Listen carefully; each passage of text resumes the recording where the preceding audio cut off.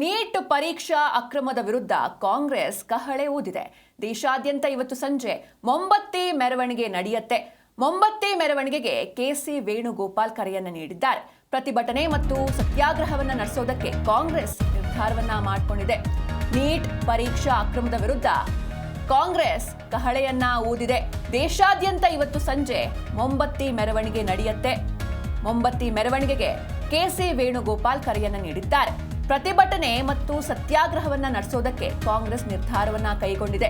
ಎಲ್ಲ ರಾಜ್ಯ ಘಟಕಗಳಿಗೆ ಕಾಂಗ್ರೆಸ್ ನಾಯಕರು ಸೂಚನೆಯನ್ನ ನೀಡಿದ್ದಾರೆ. ವಿದ್ಯಾರ್ಥಿಗಳ ನ್ಯಾಯಕ್ಕಾಗಿ ಕಾಂಗ್ರೆಸ್ ಬೀದಿಗೆ ಇಳಿದು ಹೋರಾಟವನ್ನ ನಡೆಸ್ತಾ ಇದೆ. ದೇಶಾದ್ಯಂತ ಹೋರಾಟವನ್ನ ತೀವ್ರಗೊಳಿಸೋದಕ್ಕೆ ಹೈಕಮಾಂಡ್ ಸೂಚನೆಯನ್ನ ನೀಡಿದೆ. ಪರೀಕ್ಷಾ ಅಕ್ರಮವನ್ನ ಖಂಡಿಸಿ ಕಾಂಗ್ರೆಸ್ನಿಂದ ಬೃಹತ್ ಸತ್ಯಾಗ್ರಹ ನಡೆಯುತ್ತೆ. ಜೊತೆಗೆ ಇವತ್ತು ಕ್ಯಾಂಡಲ್ ಇಟ್ಕೊಂಡು ಮೊಂಬತ್ತಿ ಮೆರವಣಿಗೆ ಕೂಡ ನಡೆಸಲಾಗುತ್ತೆ. ಹಾಗೆ ಎಲ್ಲ ರಾಜ್ಯ ಘಟಕಗಳಿಗೆ ಕಾಂಗ್ರೆಸ್ ನಾಯಕರು ಸೂಚನೆಯನ್ನ ನೀಡಿದ್ದಾರೆ. ವಿದ್ಯಾರ್ಥಿಗಳ ನ್ಯಾಯಕ್ಕಾಗಿ ಕಾಂಗ್ರೆಸ್ ಹೋರಾಟವನ್ನ ನಡೆಸ್ತಾ ಇದೆ. ದೇಶಾದ್ಯಂತ ಹೋರಾಟವನ್ನ ತೀವ್ರಗೊಳಿಸಬೇಕು. ಆಯಾ ಜಿಲ್ಲೆಗಳಲ್ಲಿ, ತಾಲೂಕುಗಳಲ್ಲಿ, ರಾಜ್ಯಗಳಲ್ಲಿ ಹೋರಾಟವನ್ನ ಮಾಡಬೇಕು ಅಂತ ಹೈಕಮಾಂಡ್ ಸೂಚನೆಯನ್ನ ನೀಡಿದೆ.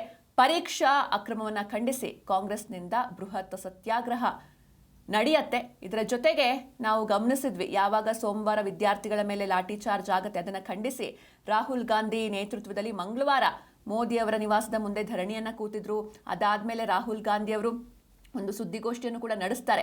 ಅಲ್ಲಿ ಅವರು 3 ವಿಚಾರಗಳನ್ನ ಪ್ರಸ್ತಾಪಿಸ್ತಾರೆ. ಮೊದಲನೇದಾಗಿ ಕೇಂದ್ರ ಶಿಕ್ಷಣ ಸಚಿವರು ರಾಜೀನಾಮೆ ಕೊಡಬೇಕು. ಎರಡನೇದಾಗಿ ಅವತ್ತು ಸೋಮವಾರ ನಡೆದಂತಹ ಹೋರಾಟದಲ್ಲಿ ಯಾವೆಲ್ಲ ಸ್ಟೂಡೆಂಟ್ಸ್ಗಳ ಮೇಲೆ FIR ಆಗಿತ್ತು, ಕೇಸ್ ಆಗಿತ್ತು, ಅದನ್ನ ತಕ್ಷಣವೇ ಸರ್ಕಾರ ವಾಪಸ್ ಪಡಿಬೇಕು. ಇದರ ಜೊತೆಗೆ ಯಾರೆಲ್ಲ ವಿದ್ಯಾರ್ಥಿಗಳ ಮೇಲೆ ಹಲ್ಲೆ ನಡೆಸಿದ್ರು ಅವರ ವಿರುದ್ಧ ಕ್ರಮ ಆಗಬೇಕು, ಅಲ್ಲಿವರೆಗೂ ಕೂಡ ನಾವು ಹೋರಾಟ ಮಾಡ್ತೇವೆ ಅಂತ ರಾಹುಲ್ ಗಾಂಧಿ ಸುದ್ದಿಗೋಷ್ಠಿಯಲ್ಲಿ ತಿಳಿಸಿದ್ರು. ಇವತ್ತು ಕಾಂಗ್ರೆಸ್ ಒಂದು ಬೇರೆ ರೀತಿ ಪ್ರತಿಭಟನೆಯನ್ನ ಮಾಡೋದಕ್ಕೆ ಮುಂದಾಗಿದೆ. ದೇಶಾದ್ಯಂತ ಇವತ್ತು ಸಂಜೆ ಮೊಂಬತ್ತಿ ಮೆರವಣಿಗೆ ನಡೆಯುತ್ತೆ. ಮೊಂಬತ್ತಿ ಮೆರವಣಿಗೆಗೆ ಕೆಸಿ ವೇಣುಗೋಪಾಲ್ ಕರೆಯನ್ನ ನೀಡಿದ್ದಾರೆ. ಪ್ರತಿಭಟನೆ ಮತ್ತು ಸತ್ಯಾಗ್ರಹವನ್ನ ನಡೆಸೋದಕ್ಕೆ ಕಾಂಗ್ರೆಸ್ ಡಿಸೈಡ್ ಮಾಡಿಕೊಂಡಿದೆ. ಎಲ್ಲ ರಾಜ್ಯ ಘಟಕಗಳಿಗೆ ಕಾಂಗ್ರೆಸ್ ನಾಯಕರು ಈ ಬಗ್ಗೆ ಸೂಚನೆಯನ್ನ ನೀಡಿದ್ದಾರೆ. ವಿದ್ಯಾರ್ಥಿಗಳ ನ್ಯಾಯಕ್ಕಾಗಿ ವಿದ್ಯಾರ್ಥಿಗಳಿಗೆ ನ್ಯಾಯ ಸಿಗಬೇಕು. ಯಾಕಂದ್ರೆ ನೀಟ್ ಪರೀಕ್ಷೆಯಲ್ಲಿ ಆದಂತಹ ಅಕ್ರಮ, ಅದರಿಂದ ಮನನೊಂದು ಸಾಕಷ್ಟು ಜನ ಮೃತಪಟ್ಟಿದ್ರು. ಅವರ ಸಾವಿಗೆ ಯಾರು ಹೊಣೆ ಅನ್ನೋದು ಎಲ್ಲರ ಪ್ರಶ್ನೆ. ಹಾಗೆ ಮೋದಿ ಅವರು ಕೂಡ ಇದಕ್ಕೇನು ರಿಯಾಕ್ಟ್ ಮಾಡಿರಲಿಲ್ಲ ಗುರುವಾರದವರೆಗೂ. ಅದಾದ್ಮೇಲೆ ಅವರು ಒಂದು ಸಂದೇಶವನ್ನು ರಿಲೀಸ್ ಮಾಡಿದ್ರು. ಆದರೆ ಕಾಂಗ್ರೆಸ್ ಹೋರಾಟ ಮುಂದುವರಿಸಿದೆ.